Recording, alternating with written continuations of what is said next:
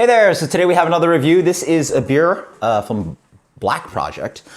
This is in collaboration with Aslin, and if you don't know about Black Project, they are Black Project Spontaneous and Wild Ales out of Denver, Colorado, one of the influential spontaneous brewers out of the country. So really crazy that we're getting distribution of this stuff in Florida.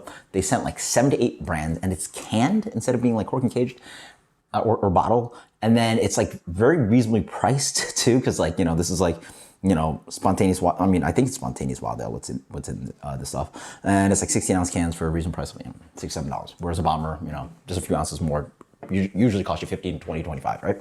At least from what I understand. So, dry hop sour ale with peach, pineapple, raspberry, lemon, lime, and vanilla in collaboration with Aslin. Yeah.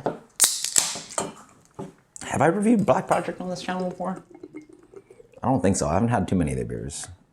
They were at the Sour Festival that I went to in New York, but that was years ago. Yeah, I don't think I haven't had too much from Black Project. So anyway, let's dig into this one. That looks like one of those, I mean, less like a spontaneous beer, but more that kind of like fruited sour thing. Peachy color in general, pinkish. I guess from the raspberry, right? Raspberry and the peach. Yeah, that makes sense. Yeah. Nice kind of peachy, pinkish kind of color to that. Looks like drink, you know, some kind of like fruit drink. Oh, this by the way is Orion. So on the initial nose, I get a little bit of kind of that kind of stinky Brett thing going on. I get, yeah, a nice kind of acidity. So I assume, yeah, this is not just straight kettle sour. This is some kind of blend of their base sour that they're just treating. Get a little bit of the, is there vinegary? Yeah, maybe some vinegary, some lactic. It's got that kind of like more complex nose than just straight kettle sour. Different acids in here. Fruity too. I mean, obviously there's actual fruit in here, so, but not too obvious, like maybe some hint of raspberry, but on the nose it's not very obvious what fruits are in here, despite the, you know, advertising of Orion having all these like ingredients in it. Yeah, it smells like mixed fermentation with some fruit added. Peaches I get now, pineapple maybe, some raspberry. Oh. Hello. This beer's sour. Okay. I got a hint of it on the nose, but yeah, there's certainly some balance of lactic and acetic here, and there's that bite that really like, it's hard to only have, I mean, lactic can do it, but acetic's really the one that like puckers up. Like it's the vinegar acid, and that's the one that really opens up your palate. Like, ooh, it's almost like having wasabi. Solid acidity here. This is sour beer. No joking. It's medium plus a full on acidity. Nice. And the fruit is actually very understated. I feel like some people would pick this up and really expect like, you know, tripping animals or, you know, whatever smoothie sour kind of like, you know, fruited heavy thing.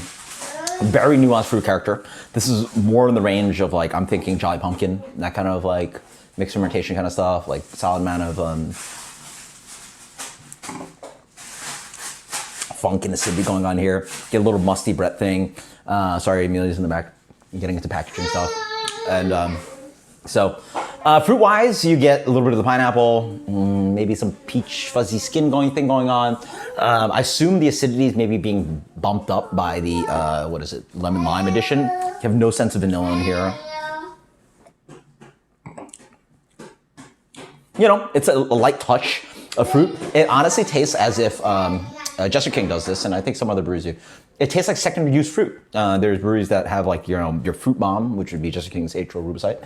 And then you have another beer that's just then treated with the fruit, but after being used on the initial beer. So you're still getting impression of fruit character, but just not like, hey, I'm gonna punch you in the face with like all this fruit, as if you're drinking a jar of jam, you know? It's, hey, here's this base beer, but let me give you these accents of the fruit that has already been used. And that's sort of what it tastes like. So what you solidly get here is something like, yeah, I'm thinking immediately to something like Jolly Pumpkin Bomb beer, like in that vein, just pure, nice, sour beer.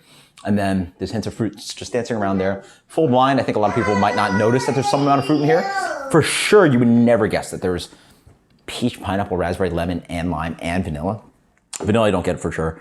Hints of fruit playing in there, but again, nice complex stuff. I mean, also the crazy thing is that this is the kind of stuff that really should just fly off the shelf. Like I saw it get released. I'm like, oh my God, Black Project's now in Orlando. and went like weeks later, and I bet it's still at the store. GB's Bottle Shop if you're looking for it. I need to get some more. This is only one can that I picked up. Yeah, only one can that I picked up, so. Super tasty, super complex. That's just tasty sour beer. 97, that is Orion for Black Project. Can't wait, with Aslin. Can't wait to get some more reviewed for you guys. Absolutely fantastic. Again, shelfies. You got Jolly Pumpkin with the shelfies. You got Black Project with the shelfies. What a world we live in. You know, like to get quality sour beer like this, you'd have to spend $25 on a bomber. And then now it's accessible, not super rare release, just tasty, tasty. Until next time, guys, cheers. Later.